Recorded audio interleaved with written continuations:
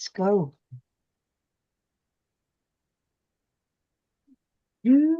Admitting. Time of month.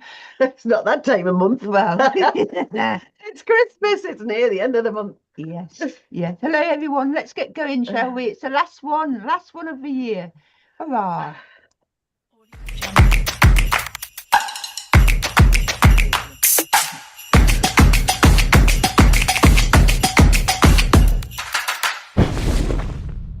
Whoosh, and that heat, and here we are. It is December. Finally, we've had a full year of PMO-ness. Hopefully you're all well.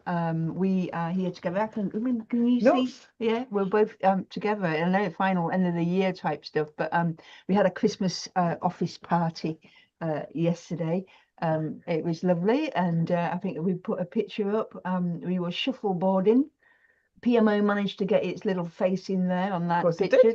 Hopefully you also had time to celebrate with your teams. Share the news though. We want to hear all about the Christmas parties in the chat. Yes. And of course any jumpers or hats or PMO tattoos, do share in the chat. Yeah, absolutely.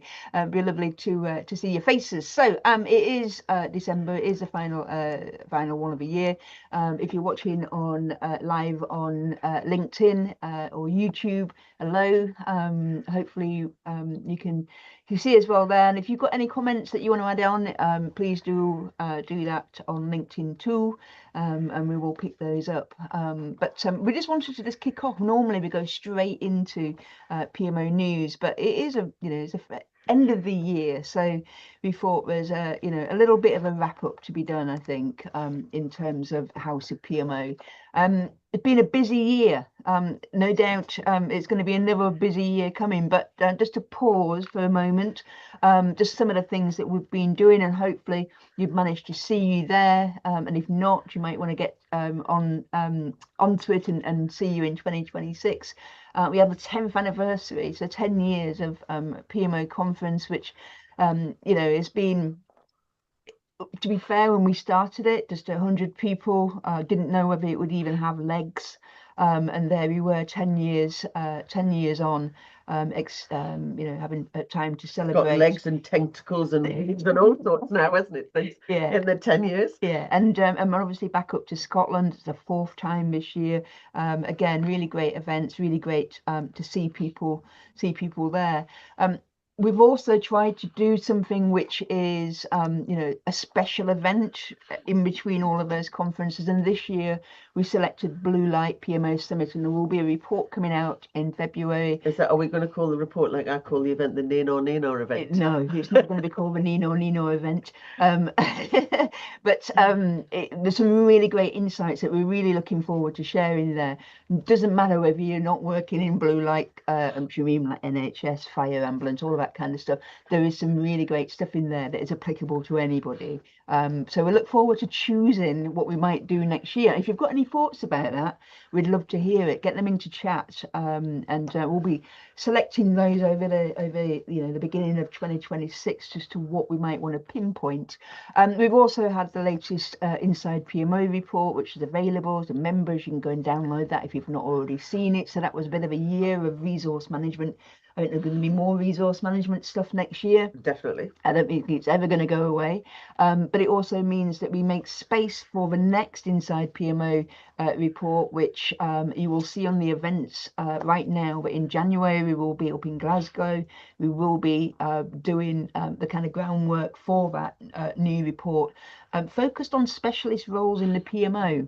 So really a lot we can go at there. I think you'll all appreciate there's lots of different specialist roles that we could go for there. But if you're interested, we've got, I think, a couple of places left, but have a look, see if you can contribute, get on board, and obviously can get up to Glasgow in January. I hope we all can, because I reckon the winds and the weather will probably arrive in January. Absolutely. Let's hopefully we can get up there to Bonnie, Scotland again. We've been running obviously a lot of events. We try to do one every week, and I think the numbers there probably this show we're doing a little bit more than just one a week. Wow. Both virtually and in person, and a lot of stuff, and obviously meeting the community in various different places. Again, South Coast, Dublin, Edinburgh, Glasgow, Bristol, London, Manchester, where we will be next year. Kind of Down to up you. to, yeah, absolutely. And nobody puts PMO in a corner. I like I that know. little Do you know? badge. I saw that. I'm thinking I've not seen that badge. We haven't created those yet, but I think we need to.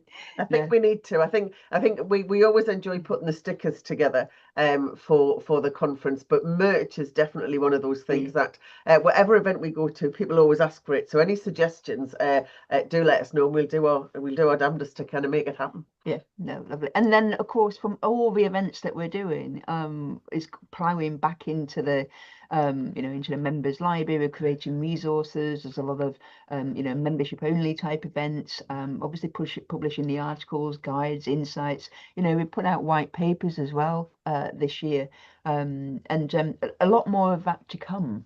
So, me, this Doesn't stop. whistle stop through it. But what about you? What have you got that's, reasons to celebrate yourself in terms of what you've been up to?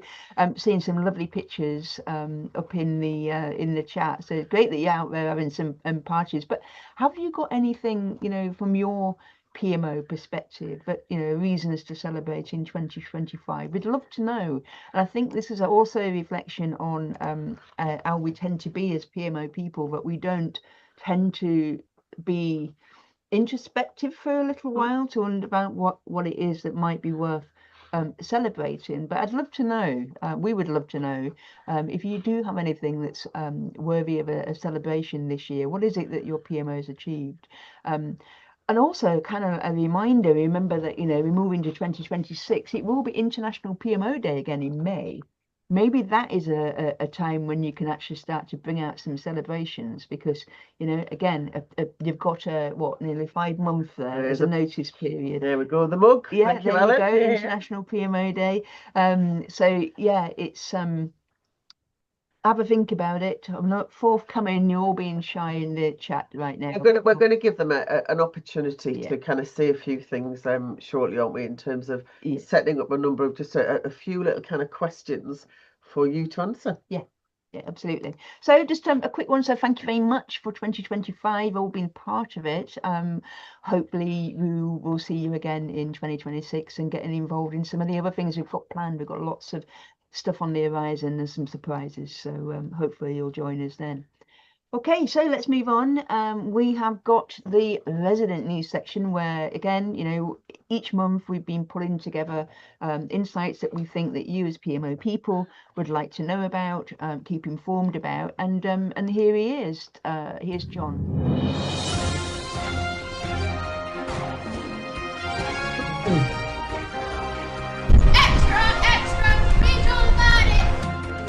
I really like that little election voice.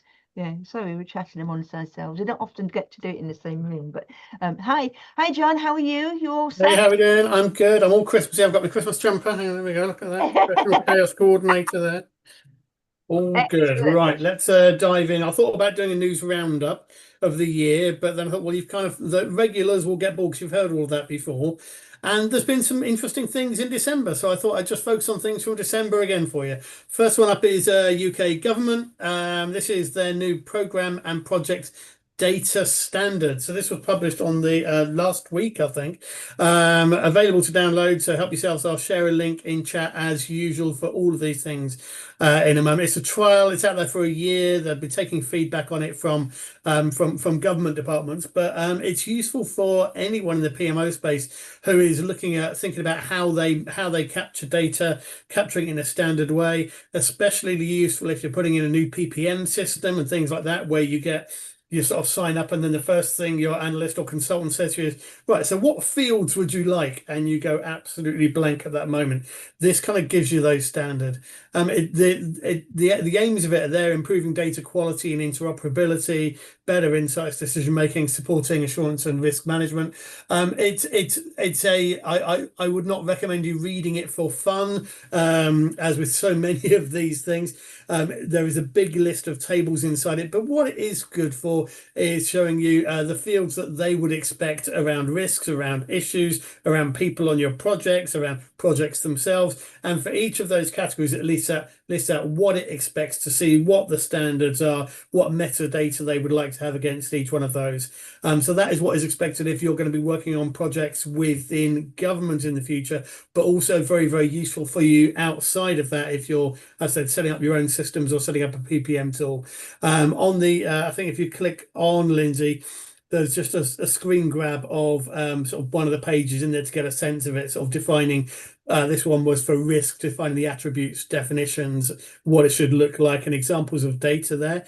The examples of data bit amused me because there is a challenge there for anyone working on government projects in the next year where they've spun up a project and put some of these systems in place, is to have a look for how many things are assigned to Ben Salisbury, because that seems to be the example name they have used throughout. So it'll be interesting to see whether Ben makes it onto people's project dashboards in the future. If anyone does see that this year, do let me know, because I will be very, very amused if that is the case. Is everybody going to do a quick search now on LinkedIn to see who Ben Salisbury is?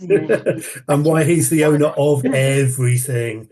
Okay, let's move on from UK government to PMI. So this is an interesting day to put a report out. I had to read this a few times to work out whether sort of, because there was a press release. I looked at that. I thought, oh, this looks like it's heavily just pushing their sort of agenda of pushing this acronym more out. And what more is about, it's basically sort of saying they put out in 2024 they put a report out that was about maximizing success, and the idea there was their definition of project success was very, very simple: successful projects deliver value that is worth the effort and expense that's put in, which feels a bit, well, yeah, but I don't know, sometimes the simple ones are the best, I guess. But what they wrapped around that was introducing this this concept called more, where people delivering value need to be ensuring that as a profession, this is what we're doing. So we're managing perceptions, we're taking ownership of success, relentlessly reassessing where we're at with delivery, and expanding perspective outside of, particularly for project people, not just looking at the project with blinkers on, but looking wider than that as well. Now, however, marketing and promotion and acronyms aside, this is a report that has got data from interviews with over 5,000, well, 5,000, over 5,000 people responded. Then they've done a number of interviews with individual people as well. So it's well researched, and therefore I thought it was sort of worth diving into. Firstly, they've got evidence in there of correlation between project managers that say they are using each of these the standards for managing perceptions, taking ownership of success. And the more of those that are being used by project managers, it correlated with project success. And you can see there, the more of those are being, the more that are being used, the higher the success rate of projects was. Just diving on to the next one for us, Lindsay. Now they used a beautifully simple metric, the net project success score, which, as you can see, there is the number of successful projects, percentage of successful, subtracting the percentage of failed, but clearly not the met in the middle. But as you can see there, they did a survey last year and this year. They've seen that we're broadly the same as last year, slightly up on that score there globally, but generally staying fairly sort of static. But what they've then taken is those measurements of success from the surveys that they've done, and they've then looked at what the things are that define success and align quite strongly with success. So as well as the more things, a clear vision for what the project is aiming to do. So the knowing your why was the biggest, strongest predictor of whether a project is successful or whether it was a failure. If there's clear vision, there's a massive gap between the number of failed projects and number of successful projects, where the project managers had a clear vision at the start. The next biggest one was actually measuring progress continuously throughout. And the next one was actually prioritizing value. So whenever any decisions were made, decisions were always based around which option here gives us the most value longer term, as opposed to did we purely focus on cost or timings, those kind of things. So those are the big three that correlated heavily with successful projects: clear vision, measuring progress, and prioritizing value. And then on to the last slide, this was another little gem that came out of this here, which is, I thought this was quite useful for project managers, because what they were asking here was what the barriers are to embracing this sort of more mindset. And even if you're not sort of a PMI organization, I think these are probably things that could be applied more generically to what things are. Do project managers feel blocking them from being successful thought leaders, transformational leaders of the future? And you see there, I'm not going to go through every one of them there, but lacking psychological safety at the lower end there, mastering the fundamentals, no incentive to do so, and lacking bandwidth sort of at the lower end there. It was interesting that lacking AI tools was sort of sneaking in. I've not seen that coming out as a thing that project managers see as holding them back before, which just goes to show how fast this year has gone and how much AI has come to the forefront this year as well.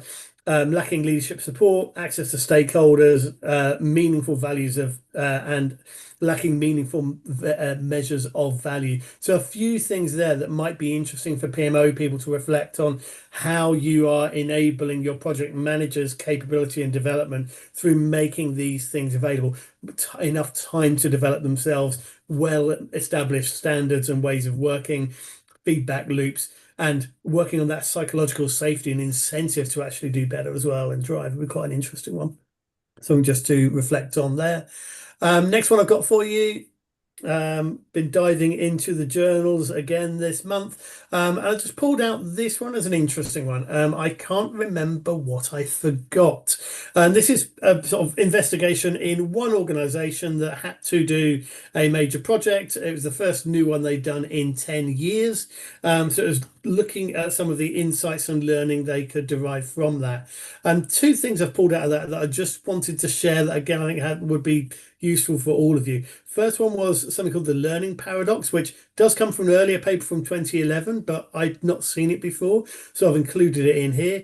I quite like it, that projects are reputed to be simultaneously an arena particularly suited to learning, but also structurally ill-suited to the sedimentation and retention of knowledge. So yeah, people are learning and discovering on projects because we're doing something novel and delivering a unique outcome in a lot of cases. So we're learning a lot as we go, but they're simultaneously not well suited at all to actually keeping and retaining that data. And we've heard this a lot over the years with NASA realizing how much knowledge they've lost from these sort of Apollo missions and all those kind of things. And I'm sure we've got it on a smaller scale in our organizations as well. But they had this nice sort of sense-making framework or diagnostic in the report that I thought might be a good one to share with you. Because what we often see with projects in organizations is there's quite a common problem is assuming that we remember more than we actually do organizationally, where we've done something before and we're doing it again, and those projects run into problems. So the idea is what we're the sort of place we're thinking about here is sort of where there's ambiguity, where there's a project that we feel we should be able to do because we've done that kind of thing before. None of the explanations we're getting out of the team really quite make sense of what's actually going on and why it's struggling and why it's failing. And what they're saying here is, like, before you try and fix the delivery, fix the understanding of whether the organization still knows how to deliver this or not. So there's a few things there to just check on. Is there a common agreement on what good looks like? Novelty, how aligned are we on how similar this project really is to the ones of the past? Because it may well be we're assuming knowledge from something in the past that doesn't actually line up to what we're doing now. Has time been built in for learning and relearning, or are we just making the assumption everyone knows everything and therefore we're just snowballing ahead?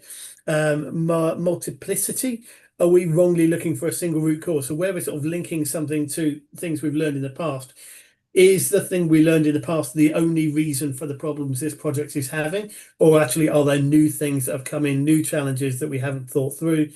And lastly, complexity, are interdependencies masking kind of cause and effect relationships as well? So there's a few quite interesting ones there that I thought could work very nicely for PMO people trying to unpick what's wrong with some of these projects from an assurance standpoint. And these could also be good ones to ask in a kind of a a sort of retrospective or workshop session when trying to uncover some of the problems that these kind of projects are having. So I thought those two might be useful ones for you to articulate and helpful for you in your organizations when trying to make sense of what's happening with some of these projects where we feel we should know how to do it, and yet mysteriously we're struggling. And the very, very last one from me is just a warning for you all. This one comes from some research that was published in the Times. No surprises for those of you who've been around the workplace for a long time, but noting that 25% of UK workers have regretted their actions at work Christmas parties. 20% of those, were, no surprise, were alcohol related. There are 40 issues that end up in tribunals every year directly relating to festive workplace celebrations, and noting that Christmas parties are not only social gatherings, they're deemed an extension of the workplace. So employers' legal responsibilities don't clock off. So just bear that one in mind. So warn your teams, have fun, but also be safe out there as well. That's it from me. Have a Merry Christmas, everyone. Excellent. Thank you very much, John. Eileen is just bearing her soul there. Yeah, we ended up in a wooden shed with karaoke. And I can't sing. But I did. None of us could sing. I don't think I sang. I think I made a lot of noise. Yes. Yes, absolutely. Thank you very much. Let's just move on then to something new. As you probably do something on the website, just a little poll every month. I don't know how many of them you catch, but I thought we'd just round up with just a few of them, just in case you've just missed them. But they look like this. We do different subjects and things. I'd really, again, if you'd like to know what other PMO people are thinking about a particular subject, now's your chance to drop it into chat for what question would you like. So so this was early on in the year. We're curious to know about how people were engaging with artificial intelligence, about what they're doing currently. Now, this was early in 2025, so this is going to be really interesting, I think, to run this one again, probably early 2026, and see whether it has changed or not. And my latest AI tool that I can't stop using, I love it. Look at this. This is the results from the poll. This is from Google Notebook. They've got a new bit. We've been going on about Google Notebook all year. If you've not had a chance to have a look at it yet, please do. They've added two new bits into it, which is to make an instant infographic, which is what you're seeing on screen right now, but also to do a slide deck. And I'm really, really impressed. I mean, look at this. This is the results. There was me thinking you've done lots of hard work and actually done it. Of course not. I've even left in a little the reference there in the corner, so you can see what it's being used. I mean, you know, that's just literally uploading that image of the bar chart and then getting it to do that. So in other words, convert it and do that. Amazing, isn't it? But just looking at the results there, I think there's certainly from talking to people throughout 2026 and some of the sessions we've done at conferences and so on, I think people are moving on a little bit. It'll be interesting next year to see whether any of them are doing any kind of strategizing. We did put there a question about company-wide. I don't imagine that the PMO would be taking responsibility for that, but I wanted to keep it in there in case people were. But yeah, you can see the results there. It's interesting. It's going to be interesting going into 2020. It's going to be definitely interesting to see how kind of IT parts of the organisation have to embrace it. Yes. And, you know, kind of what the legal frameworks that are going to be sitting around that. Yeah. So lots of people exploring it this year. So will they be doing more analysis type stuff? We'll see as we go forward. We also asked about portfolio management because we've done a white paper. If you're not familiar with that already, if you go into a library, look for portfolio management, you'll see that really interesting white paper, which made us want to do this question because we just wanted again to ask people what their thoughts were about this, about the biggest challenge. So yeah, very specifically for people that are working in portfolio-led PMOs, and results for that one. Look at that picture. Look at that. Isn't it beautiful? Isn't that beautiful? So yeah, I think we weren't really surprised with some of the stuff around resources. It's come up actually. I don't know if you'll be aware of this, but Eileen, but It got touched on at a conference in London. It got touched on again in Edinburgh. People doing different presentations, giving their different viewpoints. We've been able to kind of pinpoint, so we do a white paper, somebody does a session at conference, it's joining dots, which is what AI has actually been really great for the House of PMOs to do a lot more of that dot joining, which, we've got so much stuff. So this is, again, aligned with Inside PMO report as well, which is obviously around resource management. But yeah, it's lovely representation. We also talked about, didn't we, as well, in terms of very often in our PMOs of business function, that because we often are not involved in the creation of the portfolio, we end up with a portfolio of projects that actually the organisation is not in a position to deliver because there's not been enough structure put together in that building the portfolio. Yeah, there's been some really great stuff coming out of the conference sessions. So this one's felt a bit more personal, in terms of what, if an organisation could make one thing better for you, what would it be? You can see there really like neck and neck between training and also recognition and trust from leadership. So that gave us this nice picture in terms of the what people were looking for. And again, this has been borne out again. It came up quite strongly in the Blue Light PMO Summit about the whole recognition from leadership, the trust, being able to, it's almost like people know what needs to happen, but being able to have that backing to make it happen is where things are. So, people within the PMOs we want to be doing some good stuff, but are being held back by the way that PMOs are still being perceived within the organisation. So I think this year, Lord, looking into 2026, I think is going to be interesting in terms of some of the trends that we've identified as well. But again, another nice session to look forward to in the new year. Indeed. And then we asked, this is the final one that we're running right now, it'll run out in December, what your PMO is planning to improve in 2026. Really interested in this. Big spread. Well, tools and tech's an interesting one, isn't it? I mean, yeah, I weren't expecting it to be number one priority. Well, it probably means AI, is it? Yeah, maybe. That's where they put that. We've only got top level, but hopefully, it gives you a bit of an idea as to what people are doing. Because I kind of thought that ways of working would fall under the kind of AI bit, in that it's going to change the way that you might approach some of the work that you do. Yeah, that resource management in there again. Yes, exactly. So yeah, some of the polls that we've been doing, always good to have a snapshot. If there's a question that you'd like to see us put to the wider PMO community, please do let us know. Because like I say, we run them once a month. Polling's over 100 people, so not quite up there with the PMI numbers of 5,000, but this year, next year, not insignificant. Not insignificant. So just thinking about polling then.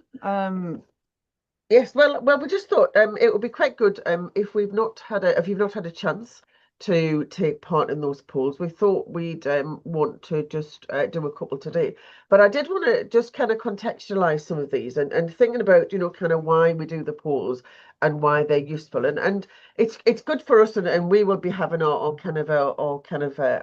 first week in January where we sit together and work on what we're doing and what we're planning to do for the next year. And we always go back to kind of why we set ourselves up. And Lindsay often says, this is what we would have wanted when we were doing our job and we started off. But if you ever go back to our mission in terms of what we're trying to do, we're trying to create that home for PMO professionals where we support the development of people, but actually we also want to give the opportunity. It's not just about kind of what Lindsay and I know, although we we just collect lots of other things and make it available. So we're essentially curators rather than kind of the generators of a lot of this information. And so it's about recognizing that actually, as Lindsay mentioned earlier on, sharing your stories is inspirational to other people who are working in PMOs. And sometimes you kind of think, well, actually, we try and kind of raise that flag in our own organizations, and sometimes it doesn't always land doing it into the House PMO community always lands, because there's always somebody there who kind of thinks, do you know, I've had a similar struggle, or I'm really see that somebody's actually achieved something that I've been trying to do, and taken something for that. So when we go through these kind of I've got 6 questions, 3 for this year, 3 for next, just to kind of remember that actually you're there to inspire and help the other members of the community as well. So again, if anybody's got anything kind of really interesting, feel free to kind of come off mute and kind of share it in a little bit more detail. So I'm just going to try and not wreck the place now by trying to launch these polls. So hopefully what you'll see is a question there, right? And I just need some people to nod to see they can see the question. Question. Yes, we can see the question.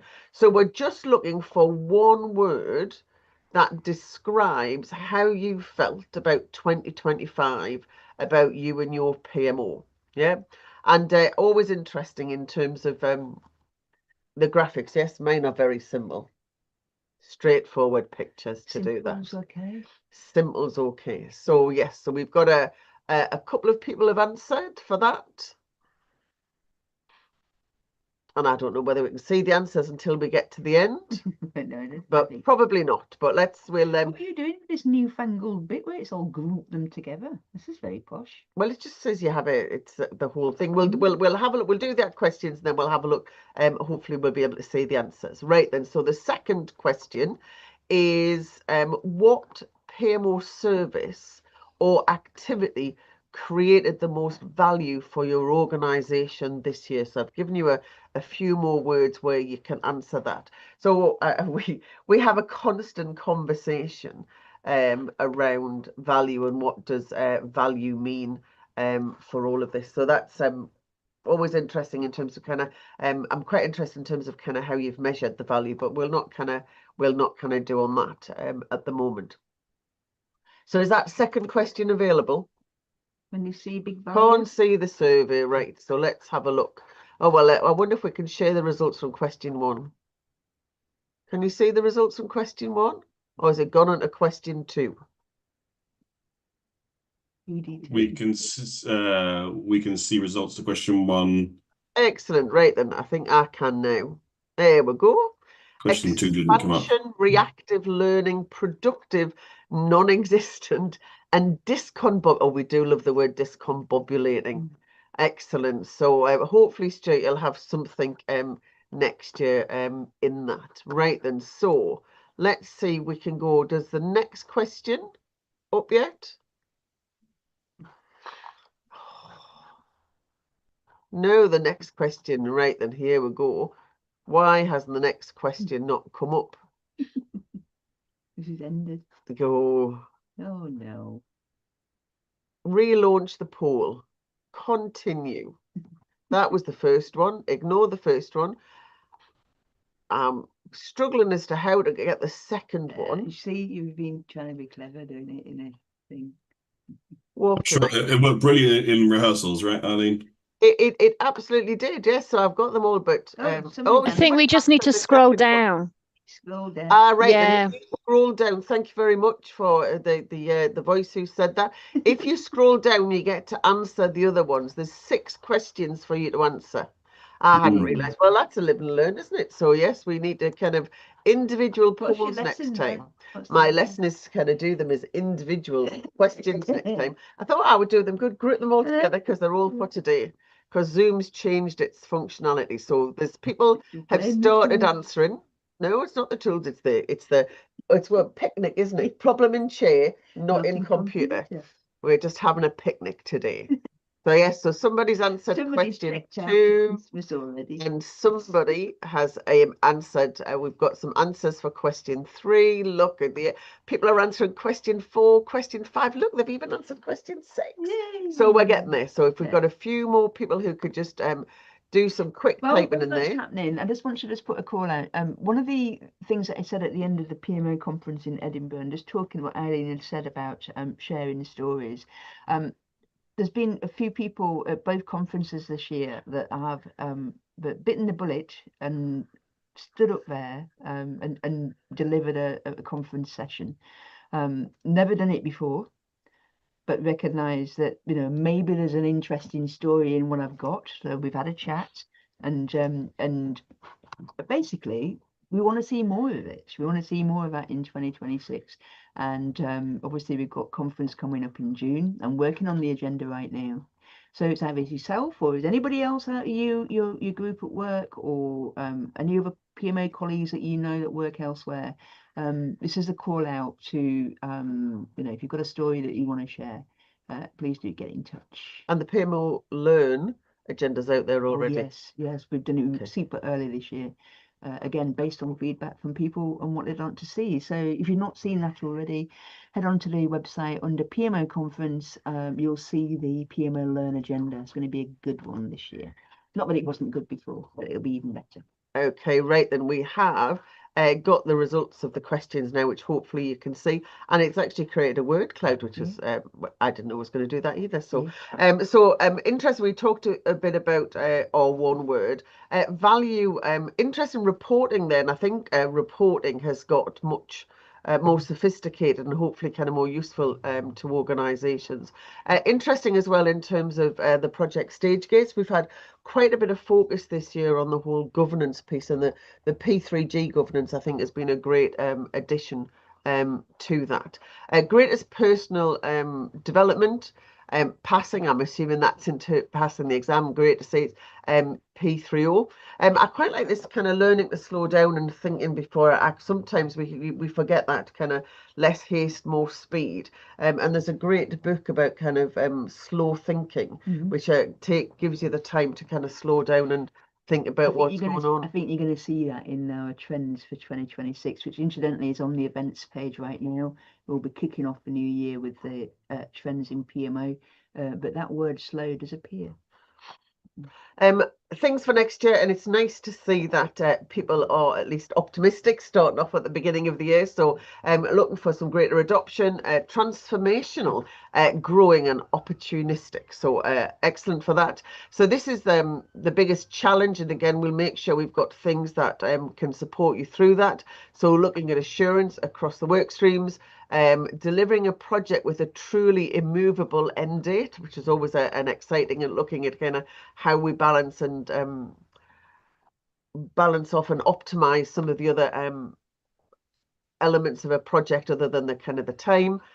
Some documentation, always a challenge, and I'm really interested to see actually how, and I don't think we've talked about it much yet, and I don't know how much has been done about how AI will transform some of the documentation we hold around projects and around lessons learned, because you know at the end of a project we now have this huge mass and folders of project information. AI has such a great opportunity to be able to kind of get in there and summarize and answer questions, which kind of almost kind of feeds the lessons learned database without doing any more work. So that, I think that's quite a really. Is there a session in SharePoint documentation stuff or not?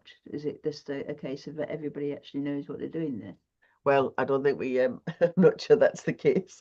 SharePoint can, I often say, I did my first bit of consultancy work over in a pharmaceutical company in Wales, and Agnes, the PMO manager, used to come to the project managers at the beginning of a project with an A4 lever arch file.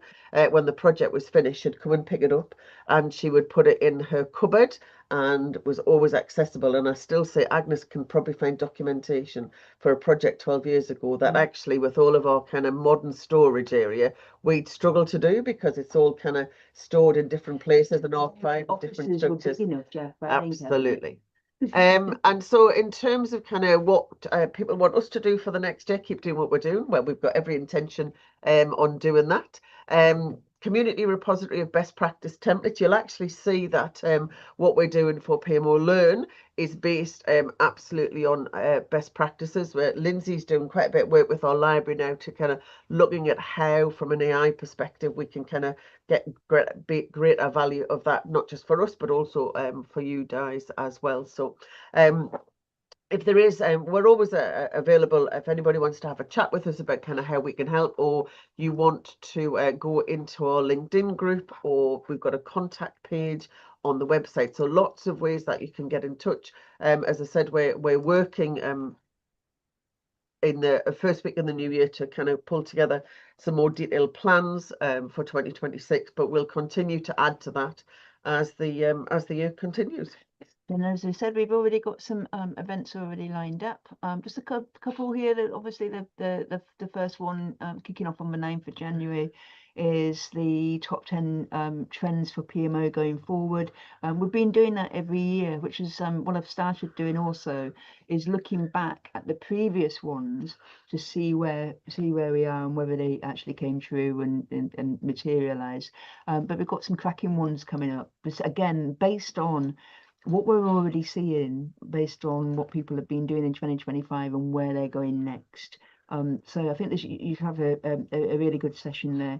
We're also, you know, for a lot of people, again, based on what people are asking for, PMO competency framework still used a lot. And again, we'll get into the PMO team side of it. So a manager's perspective on how you can utilize that and use it within your organization. What you can also see there is a new event, which is not strictly a PMO event. This one's come about because of PMO conference. And because we put the conference on every year, our exhibitors really love the PMO community. That's why they keep coming back. And one of the things that you know we've been asked to do is, for any of you that have ever heard of Project Challenge, that used to be an event that ran, which was essentially a project management trade show. So this is for everyone in project management. But we brought it back with their backing. Of course, there's going to be a lot of PMO stuff in there, but it is also going to be a place for project managers, program managers, you know, the full works basically. So again, have a look at your diary. This 21st of April is a very important day because it's my birthday, but it's also a project forum for the first time. And again, we will all be there and we will be doing a lot of stuff around PMOs. And then finally, we've got the dates for June this year. So I think that is it for 2025 on the HotHouse. Yes, John, are you happy that we've got to the end of the year and your new slots have been welcomed and would like to see more of those again next year? Absolutely, we'll keep the learning and the reading going. I've got plenty of reading. I'm flying out to the US shortly. I've got plenty of reading for the plane as well, so I'll have loads more news for you for next year. I've got some gems here. I've got the Off the Rails, the inside story of HS2 to read. I've got the unaccountability machine, why big systems make terrible decisions. So I shall come back into the new year well read with even more nuggets and insights for you. Very good. Okay. Any final words from you, Eileen? No, I'm just curious if anybody's got any other books that they're going to be reading over the new year. I'm going to be knitting. Expect PMO House of PMO bubble hats and come the beginning of the year. That's all we can say. Okay, well, hopefully everybody has a great time off the holidays. We'll see you back in 2026. Take care for everybody, and yeah, Merry Christmas. And thanks for all your support. Yeah, thank you very much. Okay, see you later. Bye. Everyone.